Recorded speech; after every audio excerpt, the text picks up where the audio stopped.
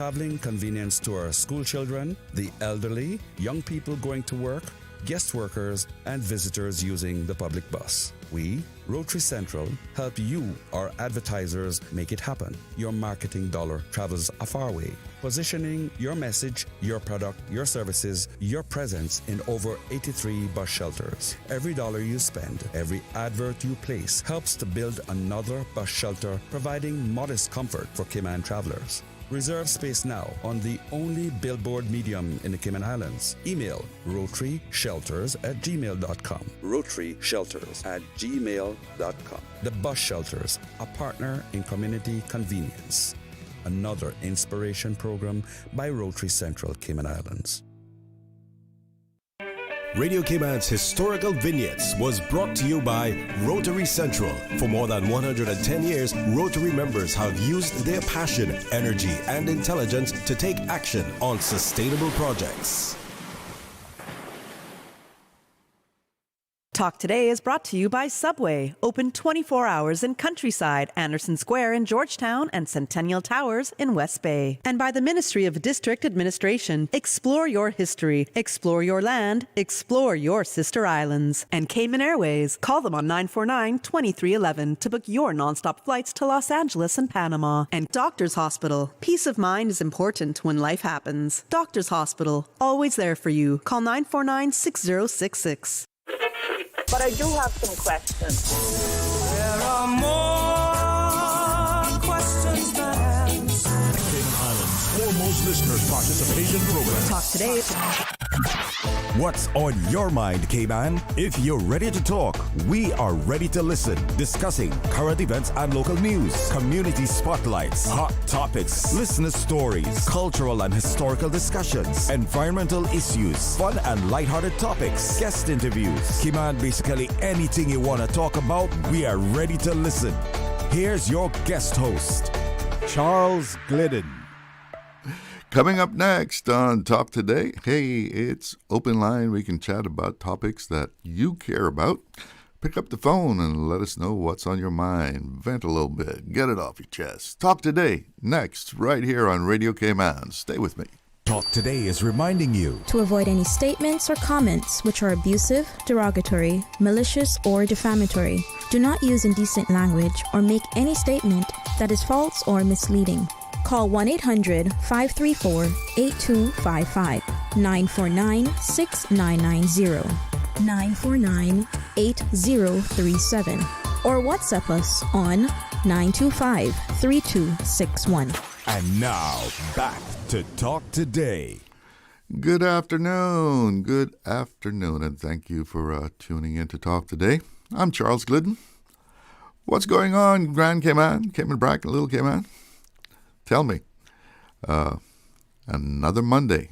It's a beautiful day here in Georgetown, I would say. Hope everyone had a good weekend. You got refreshed, ready to face the new week. We're moving into the middle of August, and that means we're moving into the peak of the hurricane season, and August has not disappointed.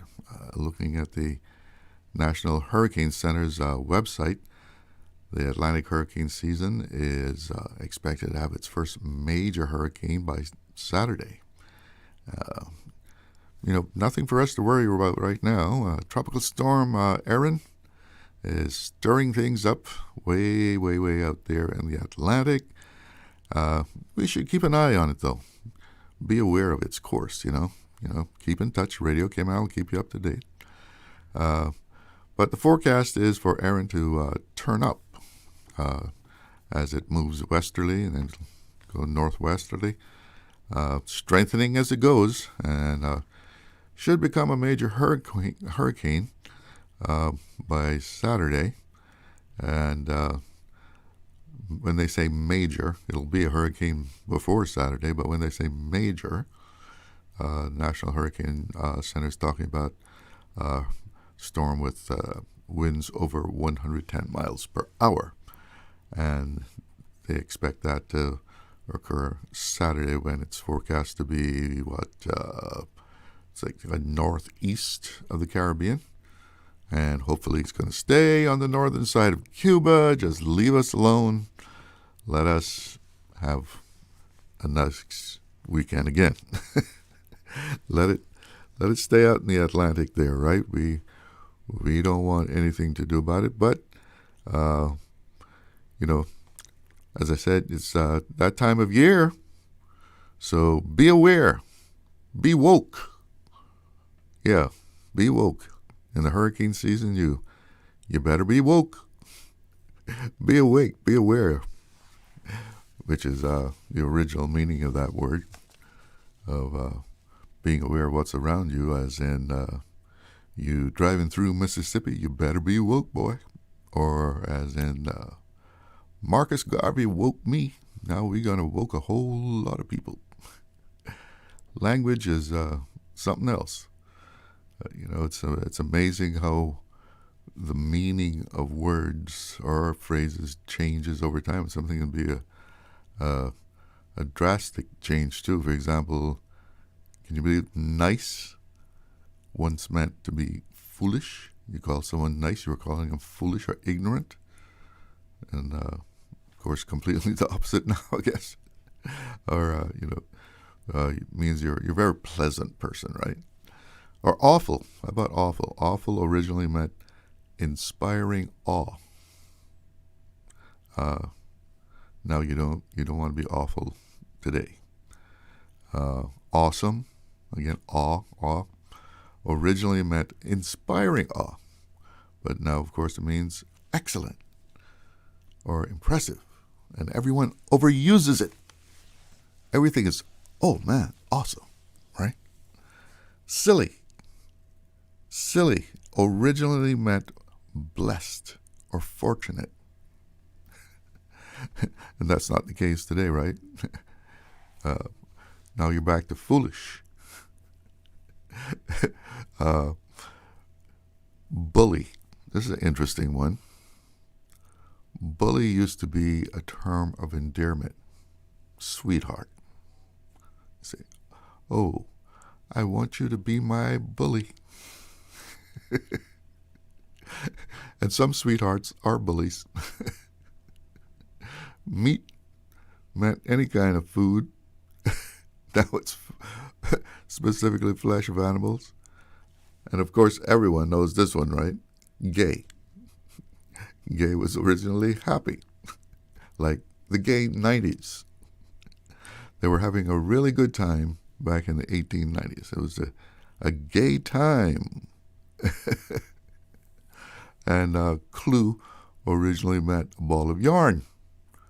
Egregious originally meant distinguished, eminent.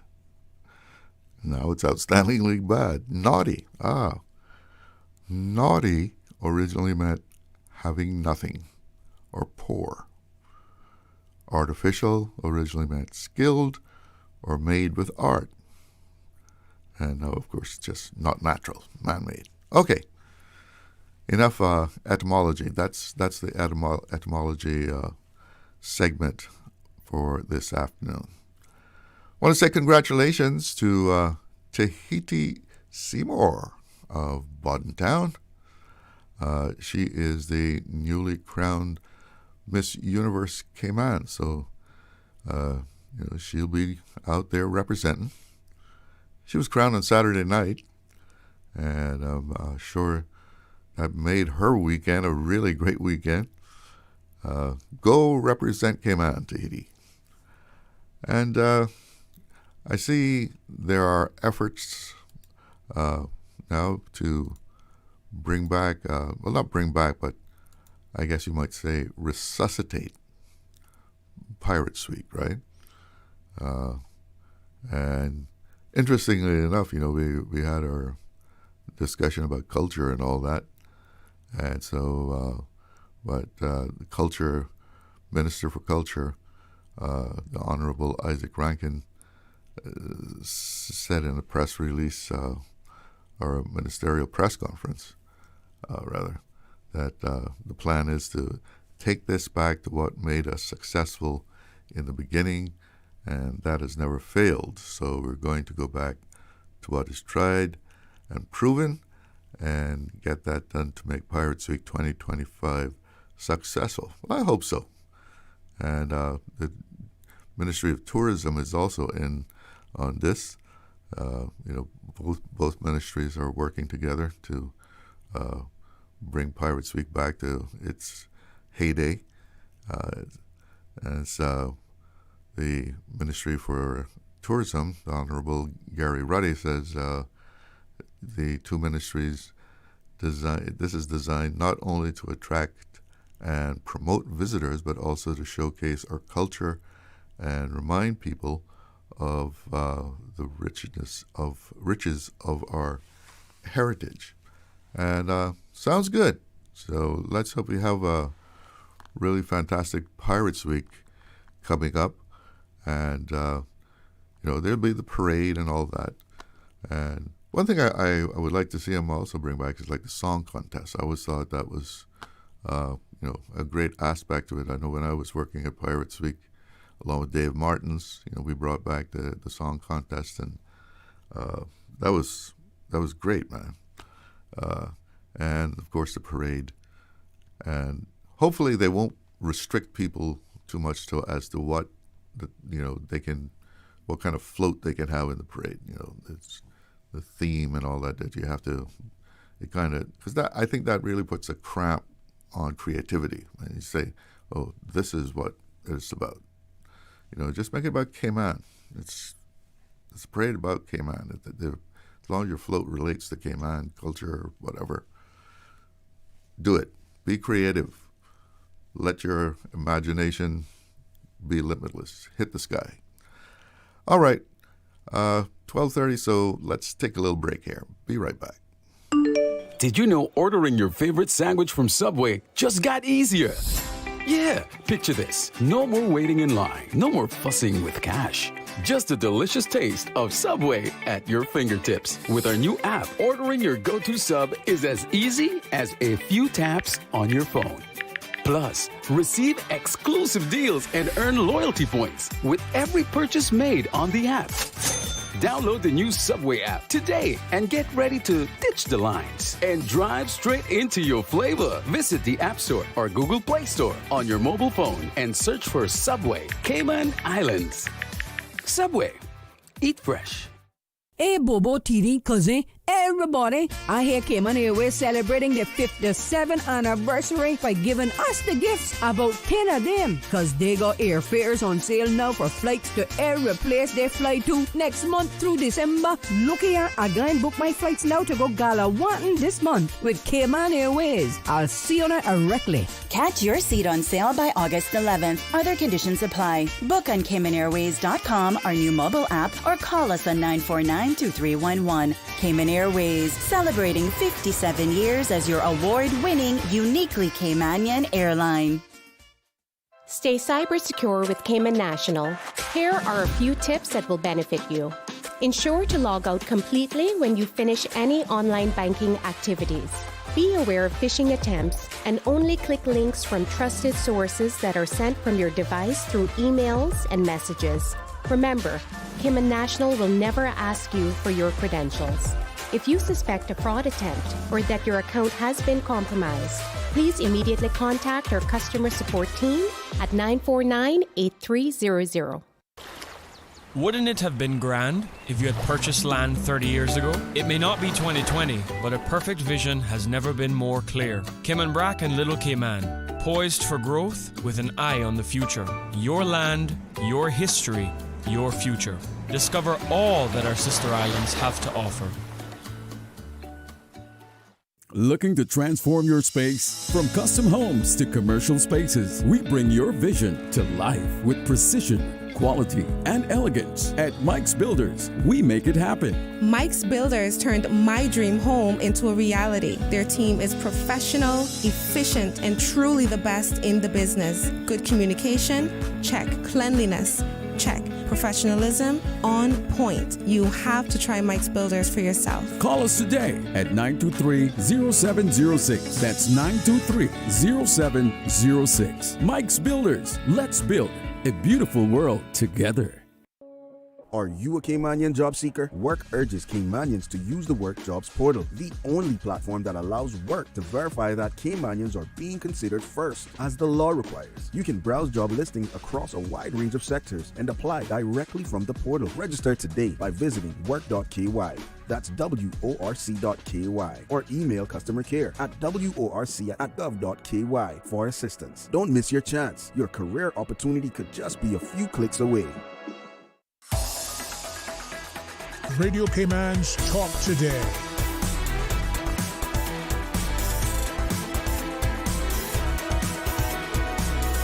What is on your mind, Cayman? Welcome back. And just before I went to the break there, I was talking about, the government push to revitalize Pirates Week and bring that back to its glory days. Because, man, it used to be really big, bringing in bands and everybody dancing in the street, having a good time, and district days, going from district to district each day and partying at night. So what do you think about it? Do you think the government should be putting money into this and bringing back Pirates Week in full force here? I know some people don't like the idea of the whole pirates theme, but it's a hook. That pirates theme is a hook that you can hang the show on, right? And be colorful and dramatic with it, and then weave other things into it. But that's a great. The name is like a vehicle that carries the show along. But what do you think? You like the idea of government trying to bring back Pirates Week to its glory days, or well, maybe this person has an opinion. Let's find out. We have a caller. Good afternoon. You're on the air with Talk Today. Good afternoon, dear Charlie. How are you doing today? All right, man. You? I'm great. This is Lord Graham here. Yeah. Okay. You got your fireworks ready? Yeah. You got to get the fireworks. Yeah, but Charlie, before I remember we used to live. We used to live for Pirates Week. Yeah. I remember we used to go to the gym and get all pumped up so we could be out there with our little shirt off, and we went from district to district. Sometimes that's how we get to see our friends. When you went to Northside Pirates Week, you see people that you didn't see for a while. You went to West Bay. Yeah, lunchtime people left work and went to get lunch at the different heritage days. But that's what I was saying a few days ago, Charlo, because I remember people not wanting to move their vehicle from where they park it during the day to go for lunch in town, but they would drive all the way to East End and stand in a long, long line in the hot sun to get food. Yep. and beside that, well, sticking on the food thing, it got the local people to display our food, our cookery, and they was able to make a little money. People that that never went out of the district, they would had an opportunity to make some cash, extra cash. And on the whole, the Pirates Week was created to bring people to the island during the low season. Right. And it did exactly Jim Bodden. what it was created to do. Because I remember having to book a comfort suite from one year to the next for people to have a room. It went as far as up to Seattle. Remember, we had a big contention of people coming from Seattle, coming from Seattle seafarers, and Baltimore, and Tampa, Buccaneers. They all came in, and me being involved with the fireworks, I'm associated with a lot of the fighter department people through my people up in the States, and they used to bring in something like 15, 16 different people from the fire department that we associated with, and they came in just wanting to dress up like pirates and have a good time. They would come in on a Thursday and get the Pirates kick off at the Wharf Thursday night, and then they would spend the Friday night and the Saturday and go back Sunday morning. And now, lately, they haven't come in quite a few years because when they contact me, they ask me, well, when should they come? Because when they go online, they're confused because it was stretched out one time, I think, over like 2 weeks. Yeah. And you don't know when to tell them when to come. Yeah. That's the thing with a festival like that. You got to focus it. You can't just spread it out so much. You got to be concentrated into a certain time period. It have always worked the way it was. Thursday night kickoff, Friday, Saturday parade, street dance, Sunday. I don't remember. They did some little. They used to have the children's thing. Yeah. And then Monday, Tuesday, Wednesday, Thursday, Friday was district, and then we come back in town for the finale in town. Perfect. It was perfectly organized. Perfect. I kind of like the idea you threw out there earlier concerning the float parade, that it should not be just specific team. It should be, you wouldn't say have to do it Cayman. Yeah, as long as there's Cayman connection to what you're doing, connection, then, I thought, when you said that, I thought that would have been that was a good idea.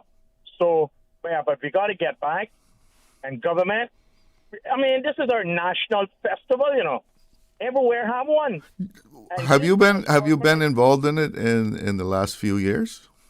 Well, yeah, sort of, but it's not like how they used to have. That's what I wanted to ask you. What has it been like? Because I really haven't been in touch with it. It haven't been the way it used to be.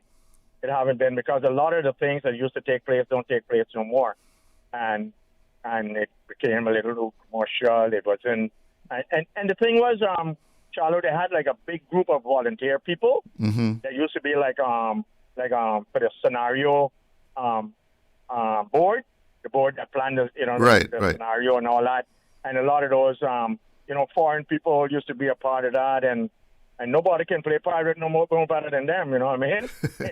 Natural pirates. so that was that was great, and the daughter and son. Michael from Mr. Lockwood and all that, they were still instrumental in it. And after these last couple of years, that they was kind of disenchanted by the way it was going, and a lot of those people were not there, did not come back out afterwards. Yeah, because the districts had a lot of volunteers too. They had their district committees, and people volunteered and made it a great day. Everything was volunteer. That's what makes it so great, because everybody took it to be our national festival. I think the only people that was disenchanted a bit was the religious people. But if they read the history book, we had pirates here, We still got pirates here, but we had pirates here. I mean, you have to make a distinction that we are not really descended from pirates. That is clear. By the time our ancestors came here, the heyday of pirates were really over. You may have incidents around the place, but the heyday of pirates were over. The team Pirates Week, that real soul. Yeah, like I said, it's a vehicle to carry the festival. Yeah, and that's what it was. Like I say, it did exactly what it was created to do: bring people to the island at that particular time. So what I liked too was the competition between the districts. You had your awards for best district day, best float, that sort of thing. The district days were competition. The song competition. We had a song competition.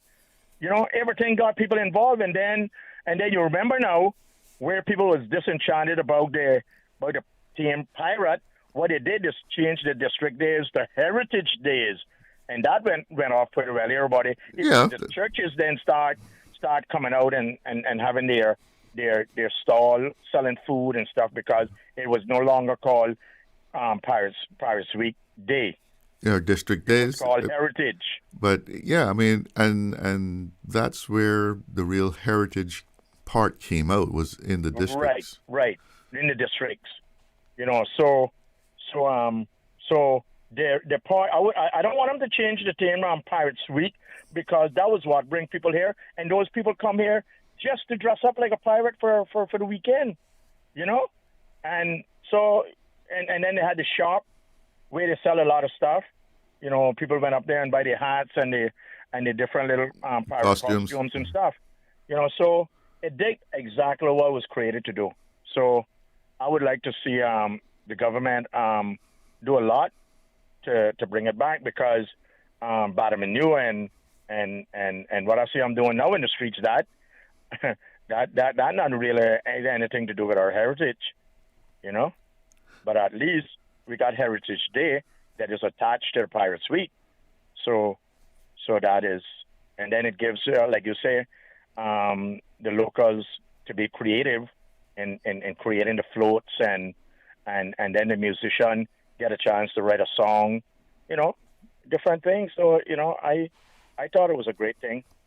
I know some people don't like the idea of bringing in a band, but you know, that it should be all local music. I know that's sometimes a debate, but what people have to remember too is that this is really show business here, right? So if you're going to have the same people performing that you can go 52 weeks a year and see around Cayman, it's not something that special. But if you bring in a big soca star to headline the thing, you know, then you have a show, right? I really don't think that the people that comes out really to see any soca headline, you know. I think if they put me in New York there with two bar pants beating it, people got still come out. Boy, I tell you, but some of the bands that we would bring down when I was working there, I mean, the crowd was jamming. You know what I mean? Really? Cardinal, we put them on Cardinal Avenue, and Cardinal Avenue was packed, and people jumping, right? And even in the districts, because whoever we brought in, they played in the districts also, and the crowd would be there when they took the stage. You know, because these were people that are band. Top of the game at a time. Yeah. But top of the game, but also you don't see them every day. You don't see them every week. You know, when you go out, you want something special, right? Because, you know, you don't want to see the same people up there that you can see down West Bay Road 52 weeks a year. Yeah. It has to be it's a special event. Yeah. What I said about that, right, to counteract people complaining about, because what a complaint was that, they play the international artists so much money and they don't want to play the locals, right? So I came up with a scenario. I said to Greg G, who's no longer with us, I said, Greg, I would like to form a house band. Get you, Lambert, and, you know, Richie, you know, guys that prominently into the music business. Okay, man, super band. Yeah, to form a band, not one particular musician from various places, you know, of the island, and have a band, call that the house band for Pirates Week, right? Not necessarily mean the same players every year, because some guys might have moved on and you bring in another player. So, but we have a house band, and now we got artists, like different artists that would say, okay, you're going to play 6 songs, you're going to play 3 songs, you're going to play 4 songs. And you go and practice the songs, the soca songs that you're going to sing with that band. And then you have that house band with various solo artists singing with the band, something like that. But what I wanted was that the same amount of money that we pay to bring in a band, all the expense, I want that to go to the house band, and then the house band would pay the different artists per song. Well, you did 3 songs, you get so much per song, something like that. And then we keep the money here too, you know? Lord Graham, I got to go because I'm over time for my break, okay? Thanks for calling, though. Yeah. You take care. See you. Yeah, man. Person on WhatsApp, just hold on. We'll be right back, and I'll come straight to you. Accidents and illnesses can strike without warning. Ouch! When it comes to urgent care, every second counts. At Doctors Hospital, we have a dedicated team of experienced doctors and nursing staff available to you 24 hours a day, 7 days a week. Don't waste time in an overcrowded emergency room when you need urgent care. Whether it's a broken bone, a severe infection, or a sudden illness, trust in Doctors Hospital's unwavering dedication to providing the best immediate care. For complete urgent care when you need it the most, choose Doctors Hospital, located in Georgetown, 16 Middle Road. Hungry? Need Subway any time of the day? Yeah. We've got you covered. Subway at Anderson Square, Centennial Towers, and Countryside Shopping Village is open 24/7, serving up fresh, delicious subs anytime you need them. And for your weekend cravings, West Shore Center is also open 24 hours on Friday nights and until 1 a.m. on Saturdays, because it's never too late for a great meal. Skip the line and order ahead with the Subway Cayman Islands app, or get your favorites delivered straight to your door with Bento and Let's Eat. Fresh, fast, and always here when you need us. Subway, eat fresh. Stay cyber secure with Cayman National. Here are a few tips that will benefit you. Ensure to log out completely when you finish any online banking activities. Be aware of phishing attempts and only click links from trusted sources that are sent from your device through emails and messages. Remember, Cayman National will never ask you for your credentials. If you suspect a fraud attempt or that your account has been compromised, please immediately contact our customer support team at 949-8300. Hey, Bobo, TD, cousin, everybody. I hear Cayman Airways celebrating their 57th anniversary by giving us the gifts, about 10 of them, because they got airfares on sale now for flights to every place they fly to next month through December. Look here, I go and book my flights now to go Galawantan this month with Cayman Airways. I'll see you directly. Catch your seat on sale by August 11th. Other conditions apply. Book on CaymanAirways.com, our new mobile app, or call us on 949-2311. Cayman Airways, celebrating 57 years as your award-winning, uniquely Caymanian airline. On Angie, how does it feel to have broken the bull riding world record? Sore, Sean. That bull was angry. Angie, I think that bull is headed towards your red convertible. I broke the world record and he broke my car. Oh well, at least I've got CG Comprehensive Motor to cover this. Get covered for collision, damage, and more. CG Brit-K. Good like that. All benefits are subject to policy provisions, including eligibility at the time of service. Start. Stop. That's how long it takes to react to a child crossing the street. How long would it take you to apply the brakes? How long would it take the parents to forgive you? How long would it take you to forgive yourself? Slow down. Save a life. Not only theirs, but your own. Texting, speeding, and ignoring safety rules can cost lives. Visit gov.ky/road safety to learn more and help keep our roads safe. Radio Cayman's Talk Today.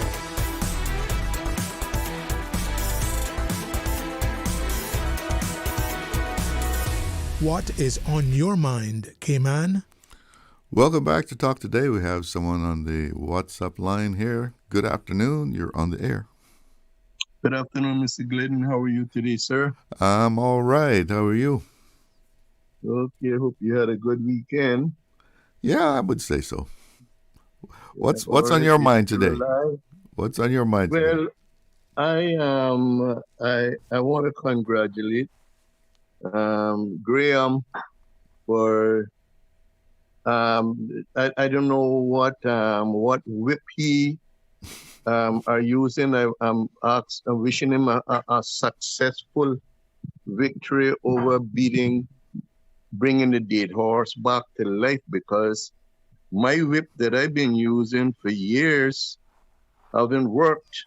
So I don't know.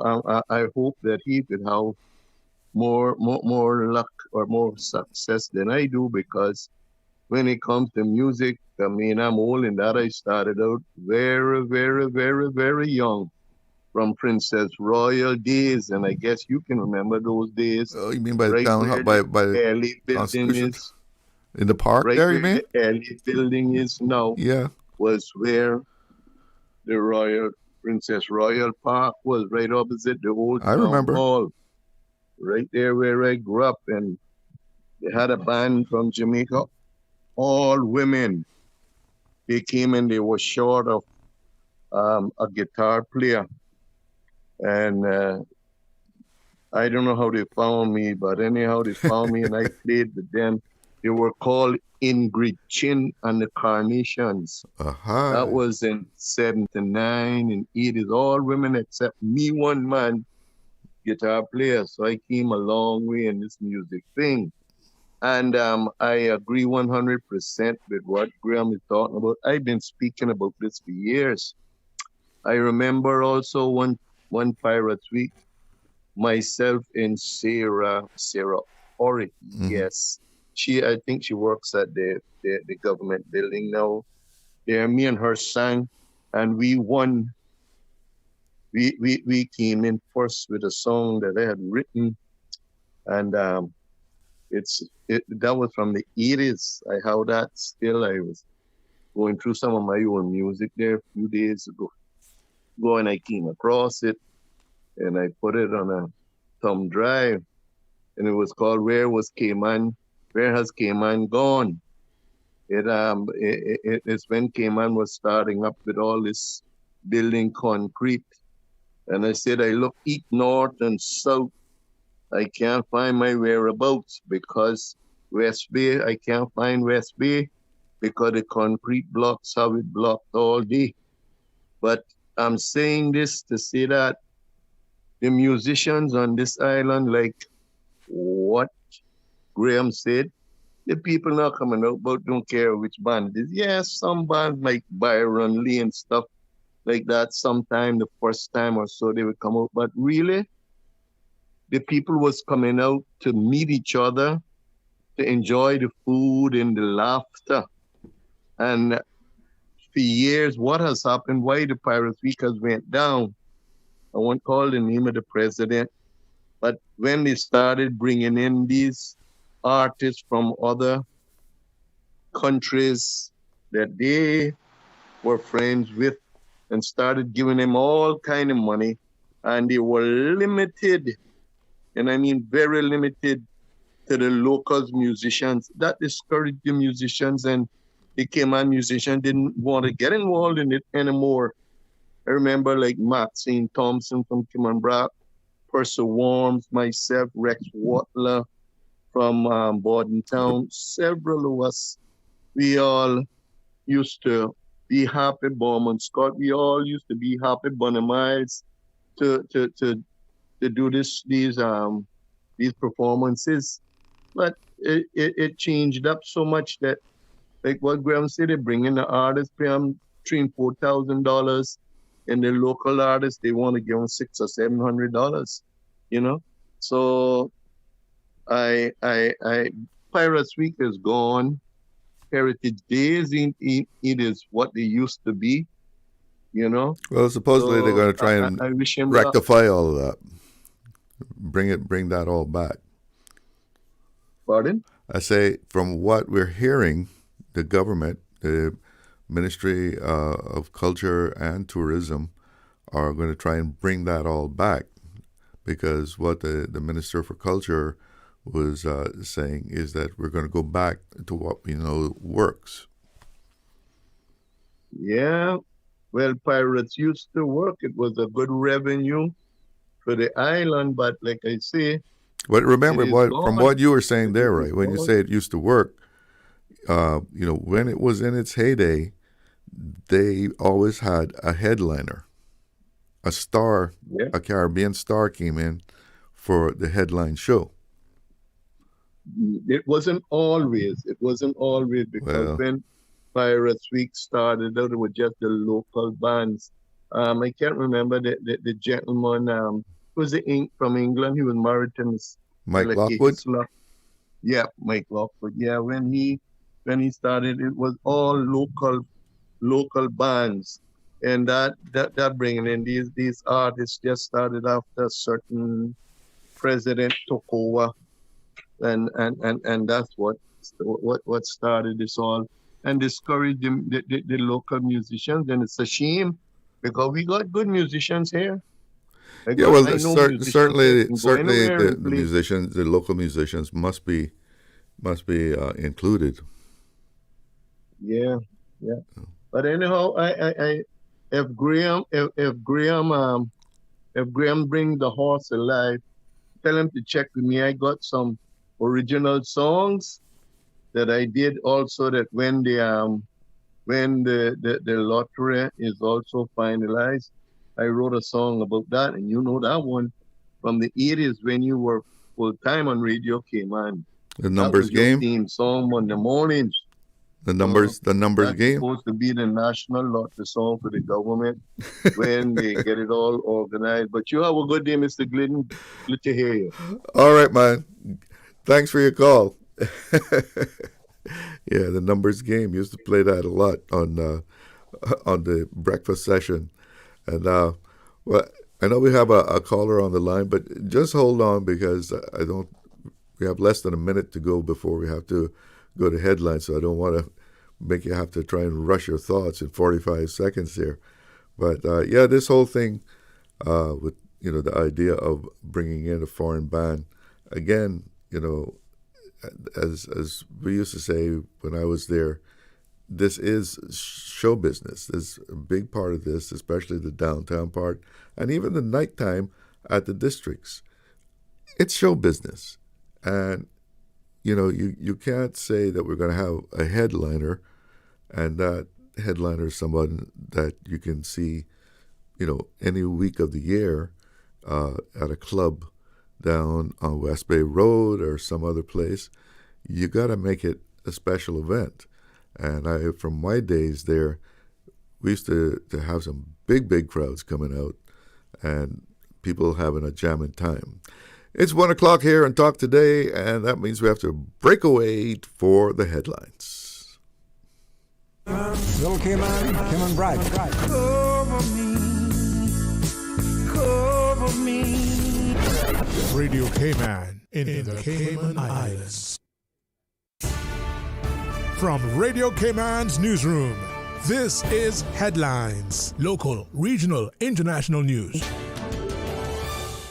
The Headline News is brought to you by Kirk Market and Health Services Authority. For Radio Cayman News, I'm April Cummings. Workforce Opportunities and Residency Cayman advises the public of the following scheduled breaks. The Cayman Status and Permanent Residency Board will hold its last meeting on the 14th of August and then resume meetings on the 4th of September. The Immigration Board for Cayman Brac and Little Cayman will hold its last meeting on the 21st of August and resume meetings on the 9th of September. And finally, the Work Permit Board will hold its last meeting on the 25th of August, resuming meetings on the 8th of September. During the break, secretariats will continue to process applications, and administrators will keep reviewing annual work permit applications where legally permitted to ensure continuity of service. In international headlines, an explosion today at a U.S. steel plant near Pittsburgh has left dozens injured or trapped under the rubble, with emergency workers on site trying to rescue them. As of our deadline, there were no confirmed fatalities at the Clairton Coke Works. The Allegheny County Emergency Services said a fire at the plant started around 10:51 a.m. and that 5 people had been taken to the hospital so far.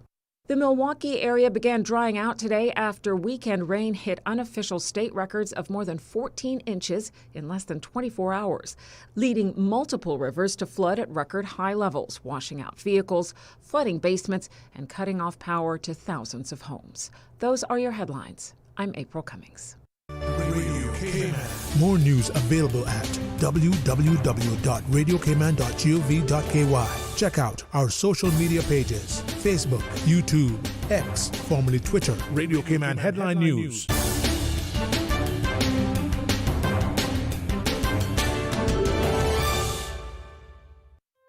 Looking for fresh, healthy food that's full of flavor? Then you've got to visit Kirk Market. Our dishes are made with fresh, high-quality ingredients. Enjoy vibrant mixed greens or satisfying pasta salads. Or try one of our delicious grill options like blackened chicken, spicy beef steak, or grilled salmon. Looking for something light and flavorful? We've got sushi rolls and poke bowls prepared daily. And don't forget to explore a hot bar or Billy Fresh salad at the salad bar. Stop by Kirk Market today for breakfast, lunch, or dinner and taste the difference. Eat well, live well with Kirk Market.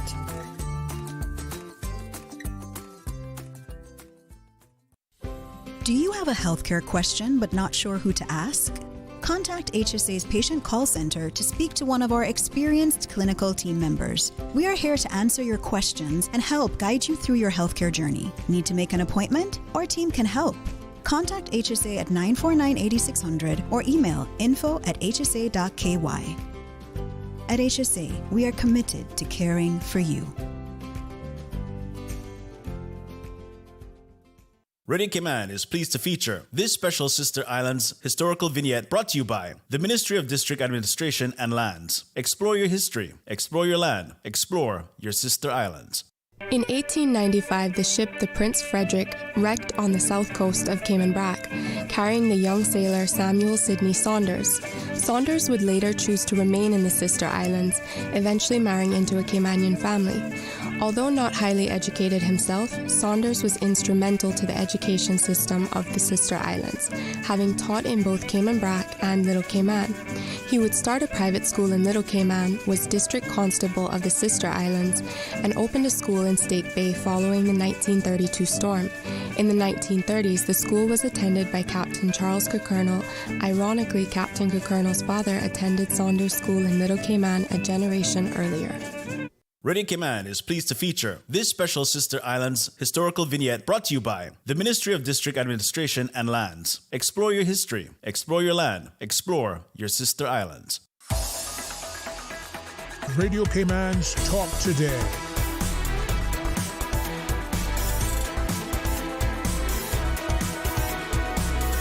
What is on your mind, Cayman?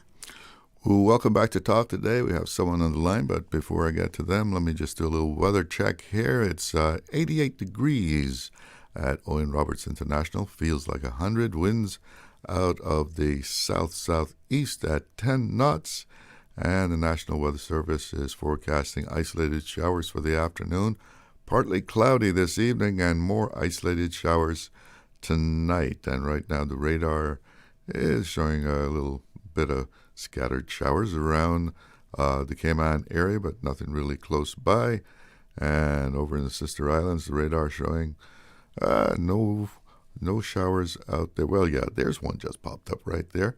And checking in on the hurricane scene, we have a tropical storm brewing out into the Atlantic, and that's moving west actually, west at 20 miles per hour. And that is forecast to become a major hurricane by Saturday.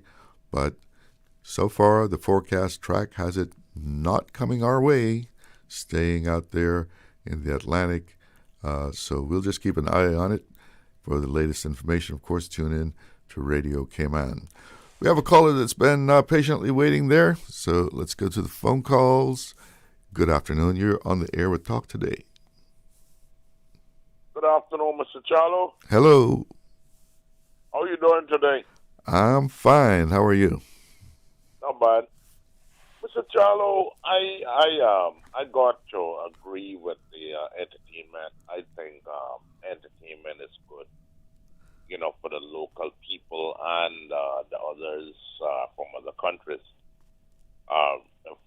If they know, for example, the people know from other countries that you got this festival in Cayman at a certain time, they'll plan to take trips and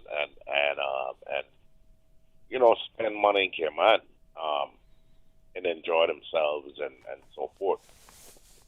And I'll try to take it a step further because, I love my music and stuff like that.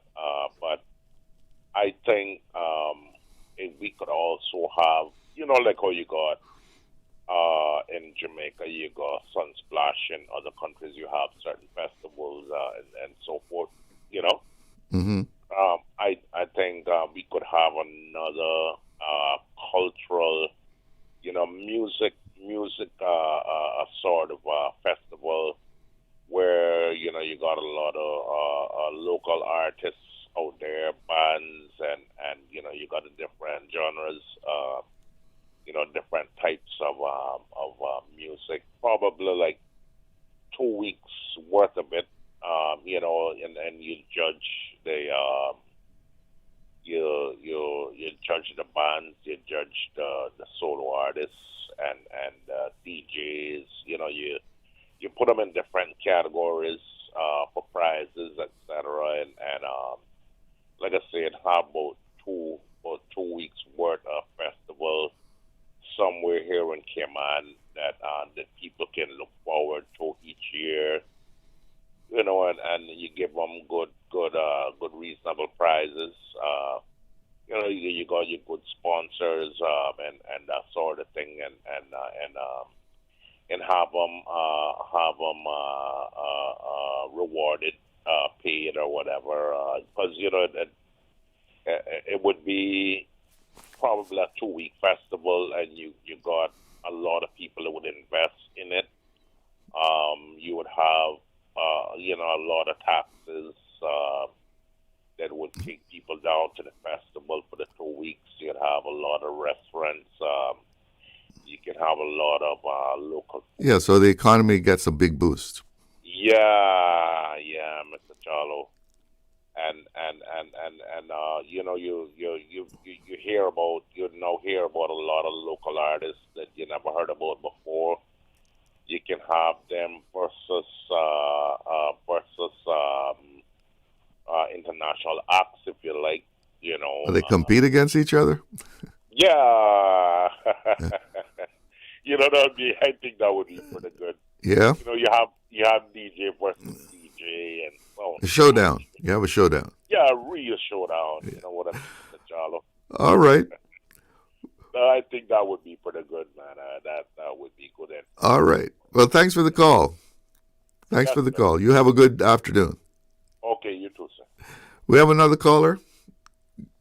Hello, you're on the air with Talk Today.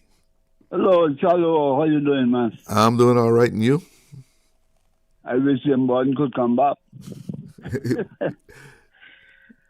I tell you, man, the man had some good vision, When he organized that Pirates Week, I don't really remember the time it was, what year it was, but I know every year since he organized that, it was good in Cayman Islands. When we had artists like Danny Banks, Cardinal DaCosta, and maybe Andy Martin, for some homes from Cayman Black.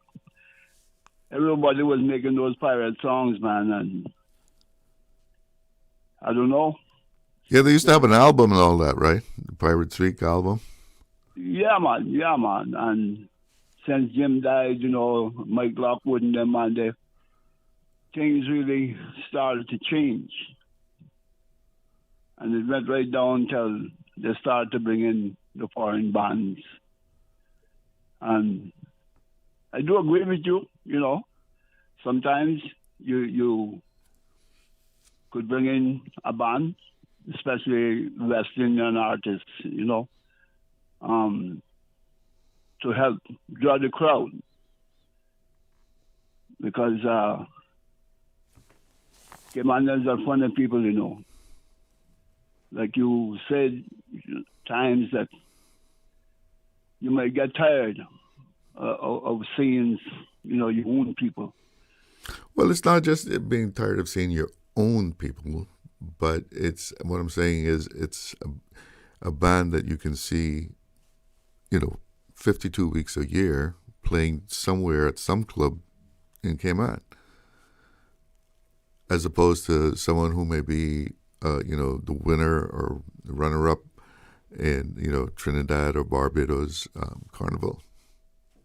Well, Chado, I remember all those bands that Cayman had. From the Caymaneers, Tornadoes. Oh, yeah. Member of Justice. Well, it's hard to find a live band today.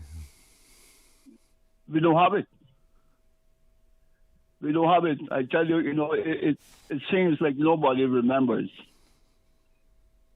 Last band that Cayman really had. And not because I was in it, but Strong Hands of Tomorrow. Strong Hands of Tomorrow Was the last band that Cayman really had. You understand? These times, Lamy was on his own. He was doing his own thing. Memory of Justice had disbanded by then? Yeah, Memory of Justice, and then you had Humble and the Meek. Yeah. They were, that's a legendary name. They were great groups, man. You understand? But Edward Solomon? The last band that came on really had was Strong Hands of Tomorrow. That means nobody calls that name. I don't know what happened. But, we never participated in Pirates Week. But a couple of years we did agriculture show. And I remember the crowds, man. I mean, God, we felt so good up there doing agriculture show, man.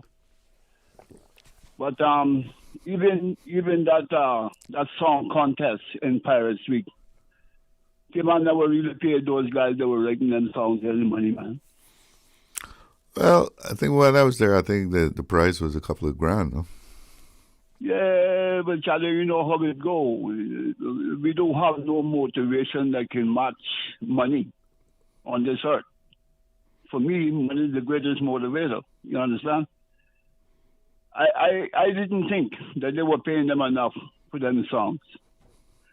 I mean, to sit down and write a good music, boy, it takes time, takes patience, takes everything. The work that you put in, that's... Remember, you got a budget, right? So yeah, you can't just pull the money off of trees. Yeah, but then if you got the foreign artist coming, you pay him. Well, they draw the crowd too. Yeah, well, I really don't know about all that. You can draw the crowd, but you might make money neither. You understand? You could draw the crowd, but you might make money neither.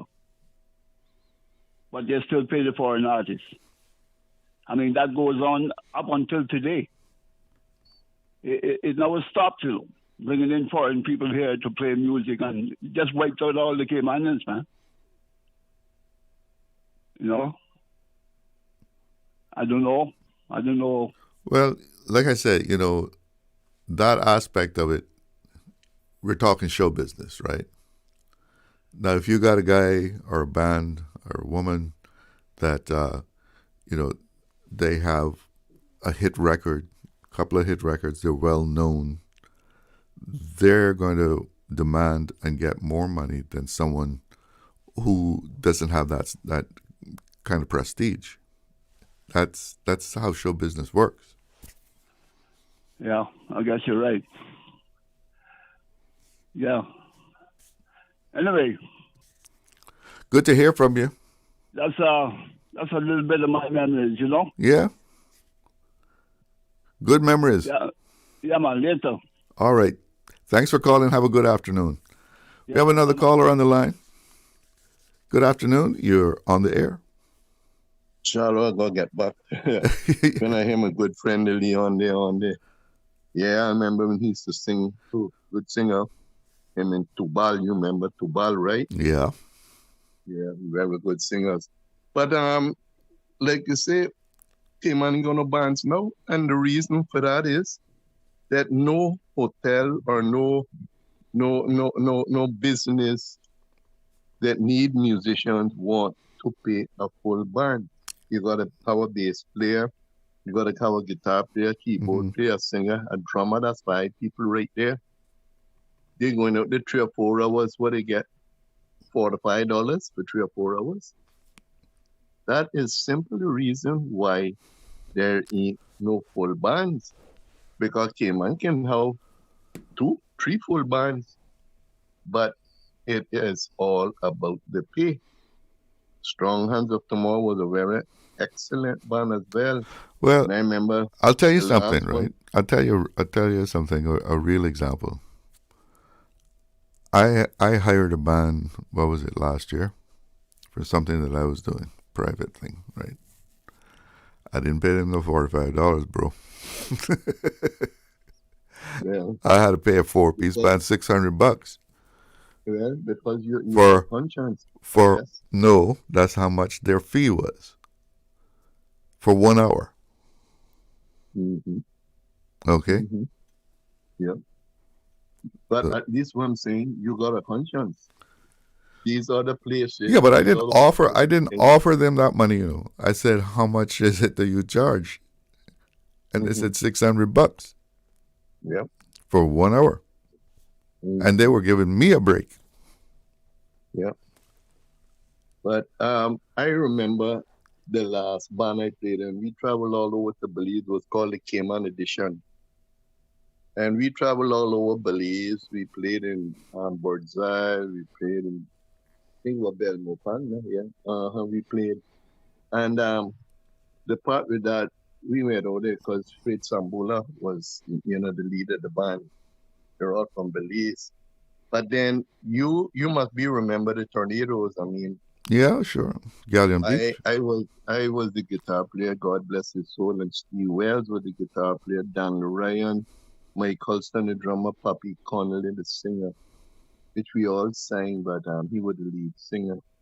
And when we played, and we used to play every weekend, you know, sir, that the Galleon Beach was completely full. Those days, we had the Canadian flights coming in on the weekend. That place was full. We even had a bandstand that used to spin around. It was on wheels. Mm-hmm. That was when Dave Mitchell was in charge of that. And then the same time we used to have MacArthur Manderson and John Arthur, drummer, and different guys. Cayman have good musicians, but they ain't being paid. So that is why they have to get a keyboard and a drum machine now and go out and play. That's the same reason. Mm-hmm. But I just wanted But let's go back. Let's go back to the part. Galleon. Let's go back to the Galleon, right? Uh-huh. You say you played there, but out on the porch, Tornadoes. on the porch on the back there, the screened-in porch on the back of the Galleon. Yep. Right. Big crowd. Right. Good attendance. But what about the night that Sparrow came and played at the Galleon? Well, What was the crowd like the night that Sparrow came and played? Yeah, everybody was. Or the night he came and played excited. at Club Inferno, right? Mm-hmm. I mean, that's star power, Mm-hmm. and that's what happens in show business. And another thing, Mr. Glidden, what happened? Yeah, I agree with you. I mean, Sparrow was known to us. We heard all about him, his team. But he was a star. What happened? And this is not today government, From time I can know, the government at the Cayman Islands never ever tried to promote the musicians like other countries. That's another thing. And that's not today's government. When you say promote them, what do you mean? Years. Pardon? When you say that the government has never tried to promote Cayman musicians like other countries, what do you mean like that? That the government should promote the music? Okay, what I mean is, okay, like all Sparrow, the Merrymen and all that, the government used to support those musicians and promote them that they would be known other parts of the world. That is how they in group. Sparrow made it because the government, the Trinidad government, when the Merrymen was playing there too. I used to go to the Pepper Pot in Barbados where the Merrymen used to play. Mm-hmm. And they had government officials going there to promoting them, calling, like say they call other countries or other Caribbean countries and said, we want, which is, you would say probably that's the manager's job. But then the government also promotes their musicians or their artists other parts of the world. But you think Sparrow made it because the Trinidadian government promoted him, or he paid his dues? He paid his dues, but then he also had a lot of help from Trinidadian government. Trinidadians would always, and when you hear about music, they were promoting Sparrow. That is how it went. I remember the first time he came, I was a young musician. I was playing when he came.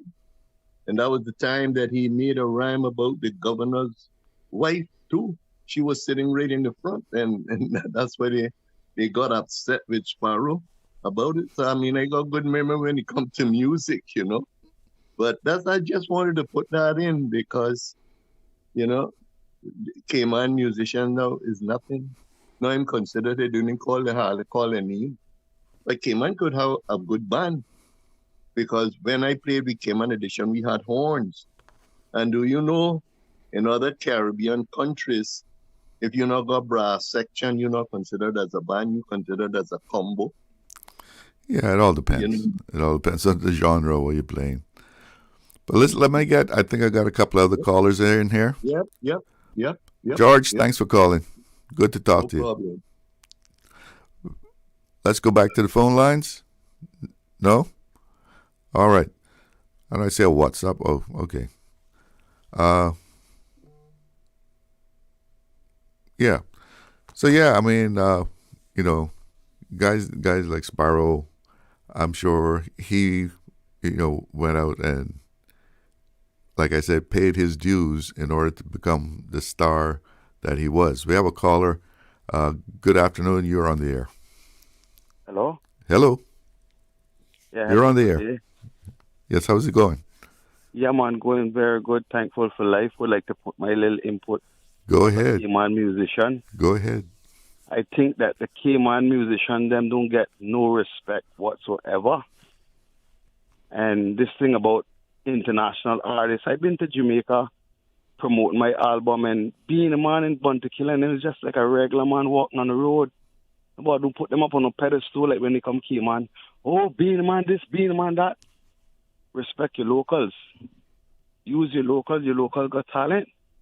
I've been selected to go represent Cuba 2 times. Right? You were selected to represent Cuba? In Cayman.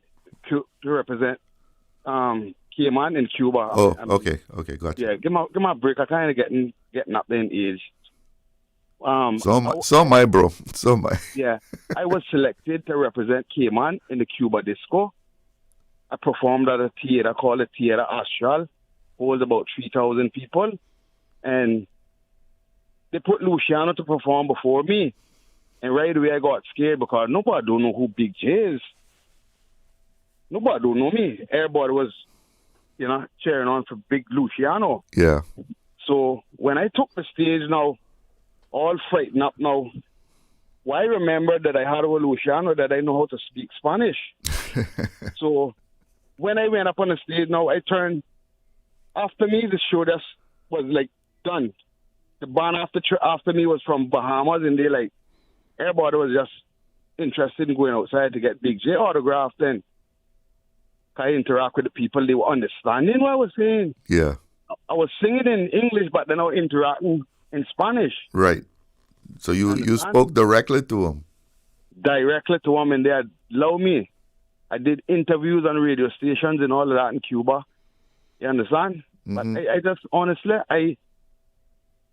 I got sick. I've been sick now 2 years now. I lost my sight and I can barely see. Well, sorry to hear that. Since I had this problem, I don't write songs no more. I just go to the studio and freelance. I did 2 songs since I can't see good. And the songs them came out excellent. Mm-hmm. You understand? And I just would like the Cayman people to support the local talent that we have here because, you know, we're awesome, we're wonderful, and we love what we do. Did you send that recording out? Did you release it? Did I release it? Mm-hmm. Yeah, you go on YouTube and search Big J, Love Shot Productions, and we have a pile of stuff that on there, and Radio Cayman played. Radio Cayman has it? Radio Cayman got all of my stuff, man. Okay.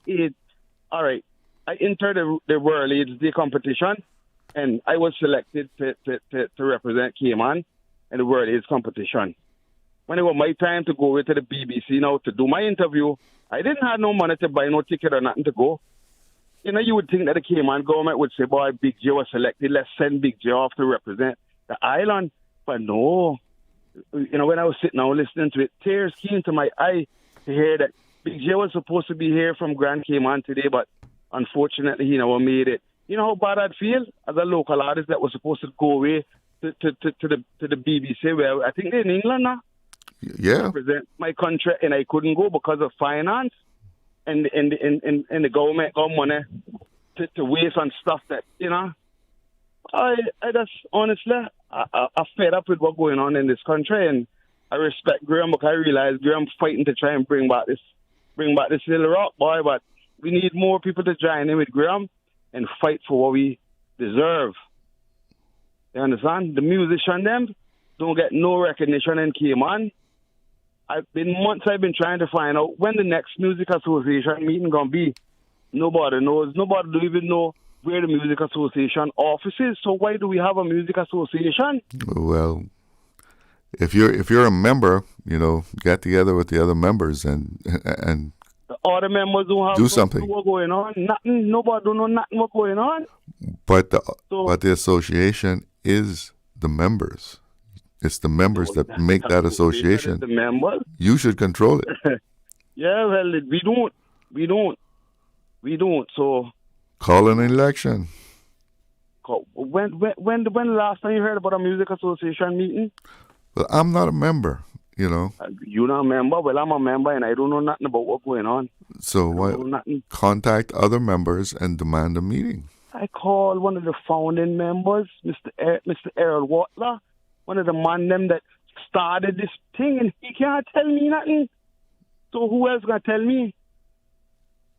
I connected with all the musicians in West Bay.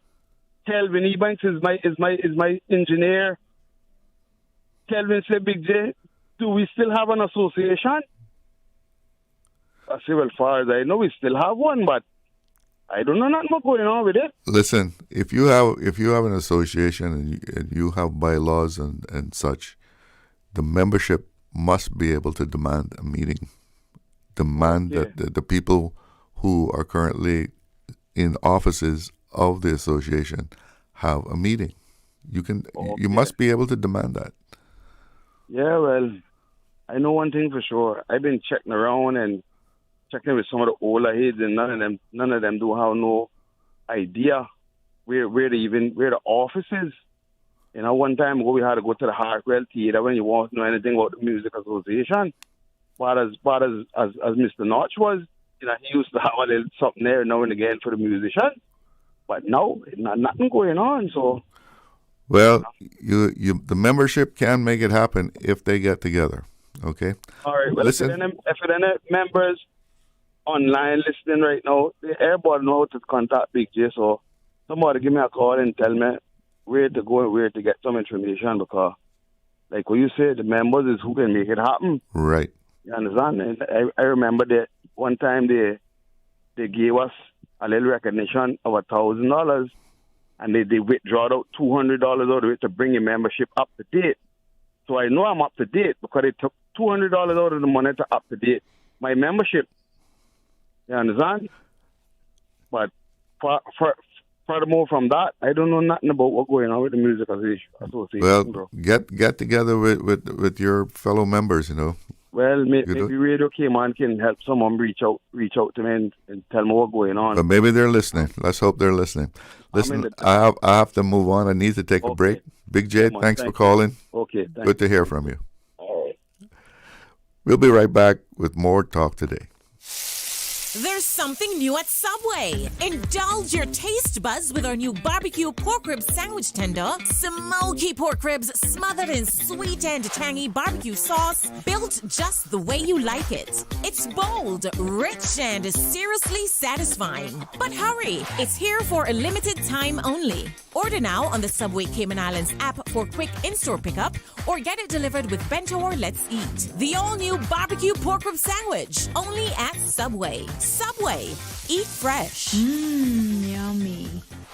Hey, Bobo, TD, cousin, everybody. I hear Cayman Airways celebrating their 57th anniversary by giving us the gifts, about 10 of them. Because they got airfares on sale now for flights to every place they fly to next month through December. Look here, I go and book my flights now to go Galawatan this month with Cayman Airways. I'll see you directly. Catch your seat on sale by August 11th. Other conditions apply. Book on CaymanAirways.com, our new mobile app, or call us on 949-2311. Cayman Airways, celebrating 57 years as your award-winning, uniquely Caymanian airline.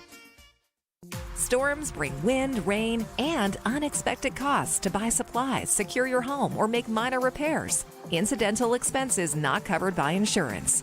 Until now, with Cineco's parametric coverage, you get automatic payouts within 2 to 3 weeks of a Category 3 or stronger hurricane, whether or not you have damage. Available only through Cineco's homeowners insurance. Visit Cineco.ky to get a quote today. Cineco, keeping Cayman covered. Looking for fresh, healthy food that's full of flavor? Then you've got to visit Kirk Market. Our dishes are made with fresh, high-quality ingredients. Enjoy vibrant mixed greens or satisfying pasta salads. Or try one of our delicious grill options like blackened chicken, spicy beef steak, or grilled salmon. Looking for something light and flavorful? We've got sushi rolls and poke bowls prepared daily. And don't forget to explore a hot bar or Billy Fresh salad at the salad bar. Stop by Kirk Market today for breakfast, lunch, or dinner and taste the difference. Eat well, live well with Kirk Market.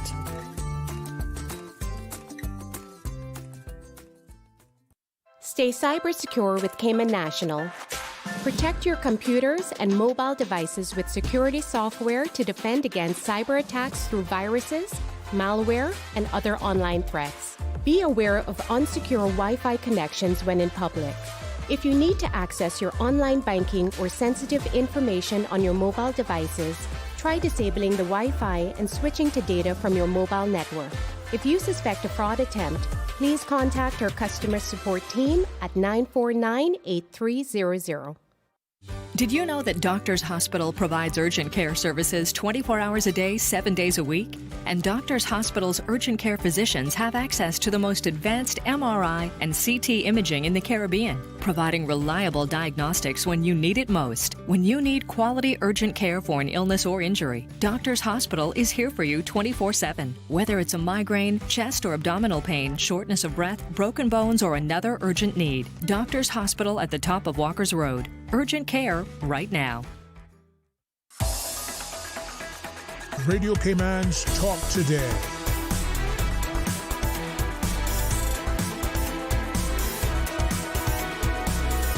What is on your mind, Cayman? Welcome back. Well, we've been talking about music and Pirates Week and whatever. Interesting that one of the callers been talking about music, about Jamaica and so forth.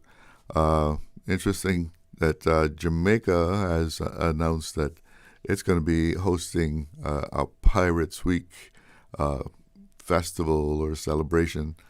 And guess what? It's going to be in October, which is where Cayman's Pirates Week originally was held in October. That was like the low point of tourism. And the idea was, of course, to do something that would pick up the numbers in October. But, there came a time there was so much rain that was happening in October, they kept slipping it down, and now it's going to be in November. Let's go to the phone lines. Good afternoon. You're on the air. Hello? Hello, are you there? Yeah, hello, Charlo. Yeah. Me again. I got to help these people look like we're in the Music Association. The Music Association office is on Eastern Avenue, and Mr. Steve Reed is the current president that I know about right now, so he can get in contact with him. It's right there on Eastern Avenue in Reed's Place there where the Cayman 27 office used to be, right opposite there. So okay. Big J can go there and get all the information he needs to know about the Music Association. Well, he's saying that there's been no meetings and nobody's communicating with the membership. Yeah, well, it's been a long, long time. That is true, 100% true. Nobody's hearing anything, but the office is there, and there need that many musicians that is left now that is in the members of the Music Association, and many of them is kind of upset and fed up, you know. So fed up with what, the association? Well, the last I heard that the government wasn't the tourist department wasn't with them anymore. I know the last one that was with them was Mr. Borna Bush, but when you say with them, what do you mean? Well, he can call Mr. Steve Reed, and he can fill him in with everything. So. But well, hold on, because you're still active with the association? I mean, you know what's been happening with it? Well, I'm a member still, like I said. But you don't know what's happening. No communication. The two oldest members there, myself and Mr. Alan Myers, Bonnie Myers, the two oldest members right now in the Music Association. But wasn't the idea for the Music Association that the Music Association would be advocating for Cayman's musicians? Yep. Making representations to the government and so forth. I know, don't they have to approve when a work permit is issued for a foreign artist to play here? Don't they have to have some say in it? Yeah, they should, but for quite some time now, I understand artists coming in without getting their approval from the Music Association. That's what I've been hearing, because like I haven't been very, very active here or late because of health reasons, but like I said, Mr. Steve Reed is still the president, so Big J can get hold of him. All right. Thank you. Thanks for that info. Let's go back again to the phones. Good afternoon. You're on the air. Good afternoon again, Mr. Charlo. Yeah, go ahead. Good afternoon. Go ahead. Charlo, I just feel like I should say something about, you know, what the musician experience. I mean, I got my songs myself. I mean, I'm not in the category of some of them. You know, some of these other guys, they're bigger than me, you know, and better than me. But I think that you know, like how you got the seamen that did so much for Cayman. You know, musicians have done a lot of good for Cayman too, and I think they should have another category of stipends or escrow or whatever payments made. I think you're stretching it there. Yeah, I think so. Compared it to the seamen. The what you call it, expensive, you know, the recordings and all. Oh yeah. You know, you gotta be up to standard, and you gotta be. You rent studio time. I mean, you don't have to have your own studio. All right, thank you so much for the call. All right, okay. Yeah. We have another caller. Good afternoon. You're on the air. Hello, good afternoon. Good afternoon. How you doing, Charles? It's Notch. Hey, good to hear from you. I'm all right, and you? Yeah. So far, so good, you know? Yeah. Just go back to the island. I know that I have you on a list of to-do things, so it's very ironic that... I was wondering what happened to you.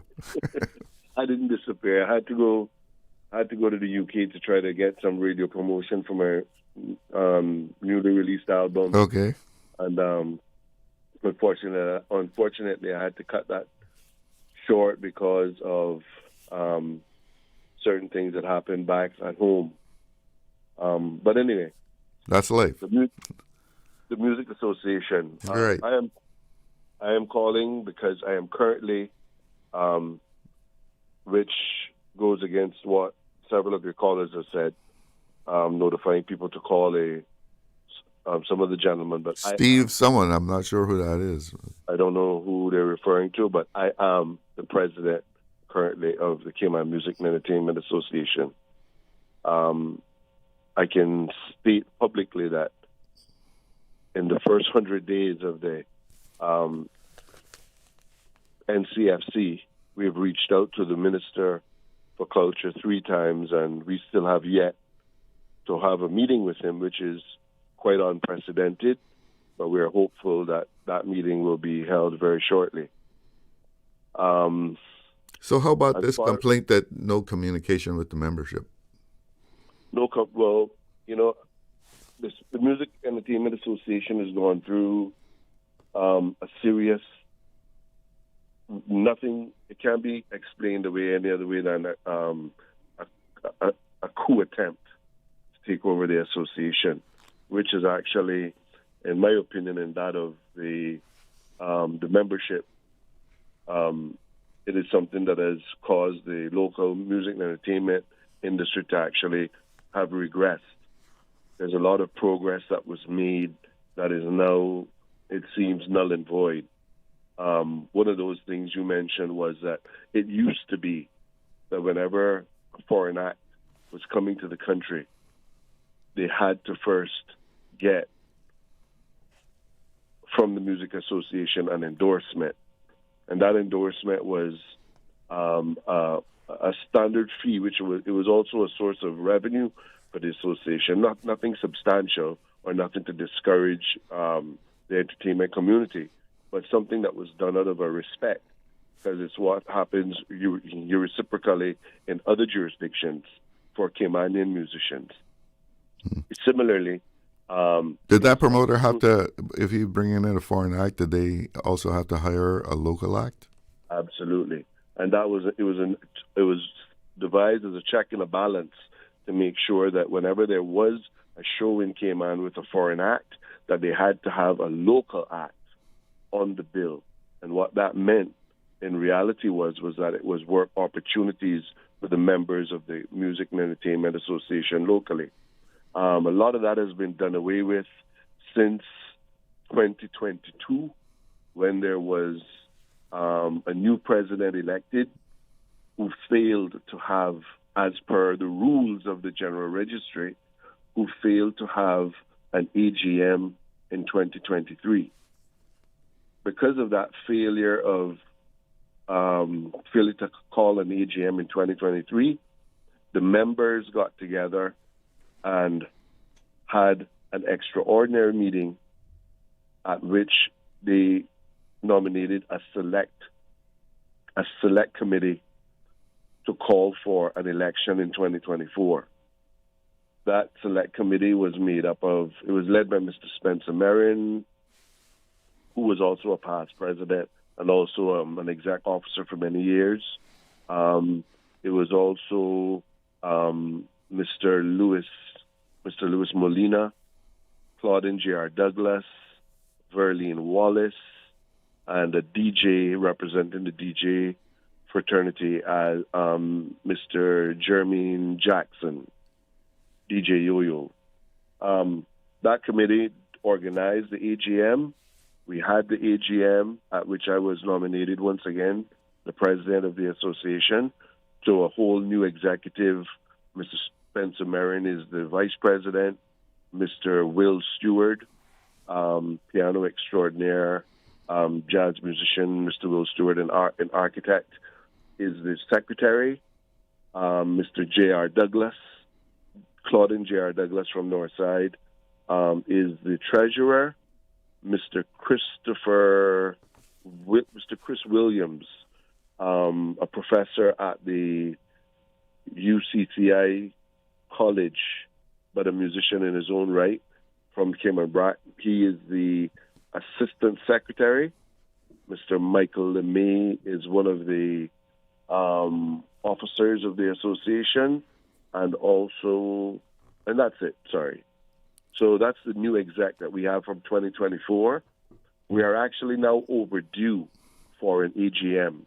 So is that what Big J is talking about? That you say it's overdue, that he's wondering what's going on? There's been no contact? It's possible that it's possible. We have been communicating with the members in good standing. We haven't communicated with all members because there were some members who were not in good standing, and because of that, we didn't want to convolute the greater music community into association affairs until we resolve this matter. I can tell you as a matter of public document that the Royal Cayman Islands Police Service has a case pending that they are looking into concerning the 2022 elections, and also that the General Registry has been the hold-up for the current executive not being able to proceed in the manner of previous executives. The public may not be aware, but as an NPO, there are that's a non-profit organization, there's certain rules and guidelines you have to follow. Right. And they can be very strict. Very, very strict. And they used to be very strict until 2022 and the PACT administration and the previous administration. It seems like a lot of the oversight went out the window. We know nothing about the affairs of the association since 2022, and that's one of the things that we're appealing for to the premier, to the deputy premier, and to the current minister for culture to please assist us in being able to get some clarity in this regard. We want to know what happened to the finances of the association in that time. We left an approximate amount of $30,000, I think, in the account that is now we don't know if it's unaccountable for, but we definitely don't know what happened to it. We don't know what's happened as far as other funds that were solicited in that time. What we do know is that we didn't receive any communication from the 2022 exec going into 2023. We do know that all of the key members of that executive that were elected resigned from the board, and those people would be Mr. John Henry Ebanks, who was the vice president, who was the secretary, Mr. Berman Scott, who was the vice president, Mr. Fred Sambula, who was the treasurer, and that leaves us to wonder who that 2022 exec really was that was managing the affairs of the association. After all these people resigned. After these people resigned. And without the General Registry accepting the result of our AGM and handing over the controllership of the NPO, we as an exec now are only an exec in principle but not in theory. So we don't have the paperwork that proves that we are the exec, and that's what we're trying to resolve with the General Registry. When that is done, we're ready to proceed to an AGM to once again try to elect a 2025 executive. In the meantime, so you're sort of like in limbo. We are in limbo, and we've been shouting about this and quietly trying to appeal to the powers that be that this is a serious issue. One of the problems we had was, and I like to call a spade and a shovel, but we had the most deadbeat minister ever in the Ministry of Culture with the representative from West Bay North. That was the previous Minister of Culture. And things really went downhill under his guidance.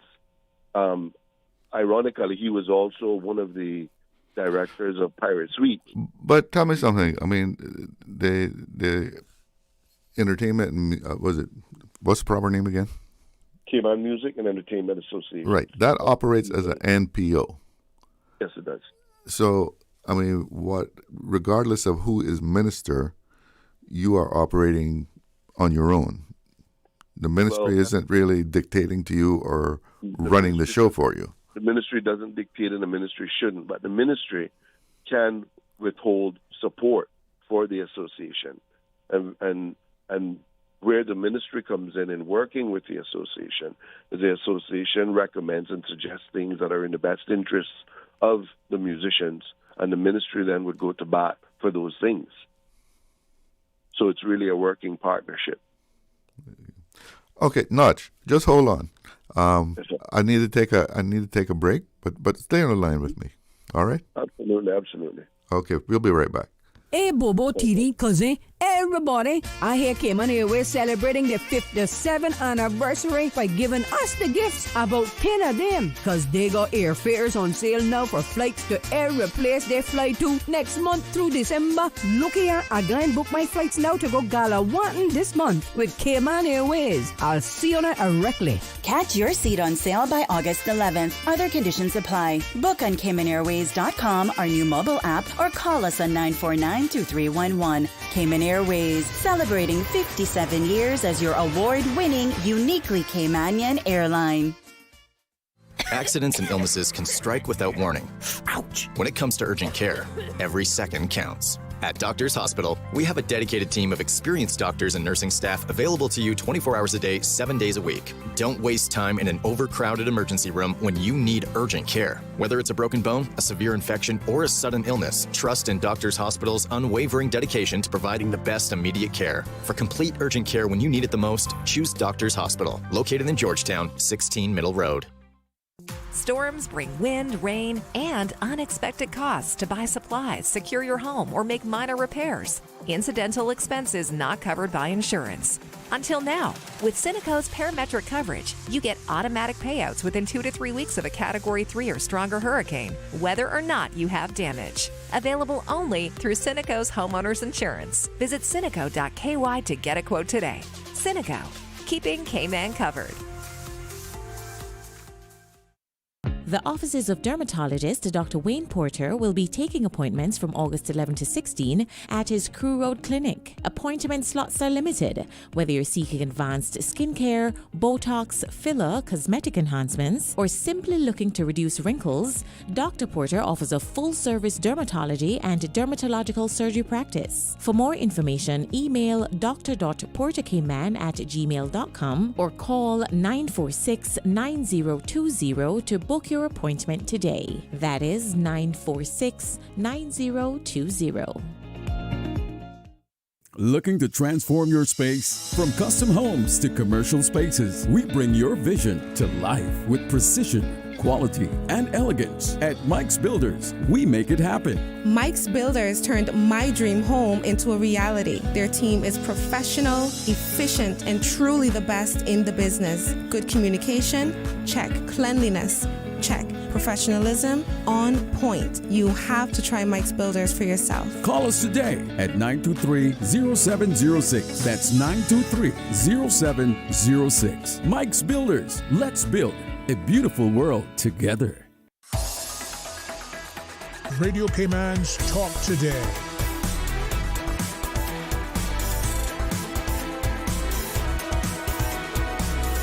What is on your mind, Cayman? Welcome back, and we're talking about the Music Association to make it to abbreviate the name. And on the line with us now is Notch. And so, Notch, you were saying that you're pretty much in a state of limbo as far as the association is concerned. The CMEA is until the General Registry chooses to obviously sign over the controllership. Then we are basically an association in limbo. There have been no financial returns made for the year 2022 or 2023.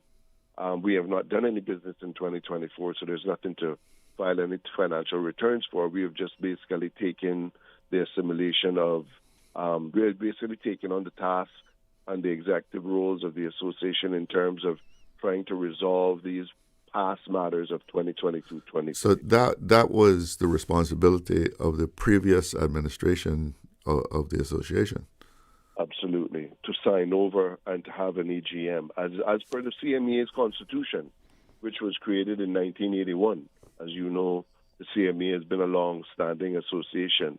And as a past president of 14 consecutive years, there's a lot of work that was done, in This isn't work that we're paid for. This is work that we do for, it's a labor of love. Definitely liaising with the Pirates Week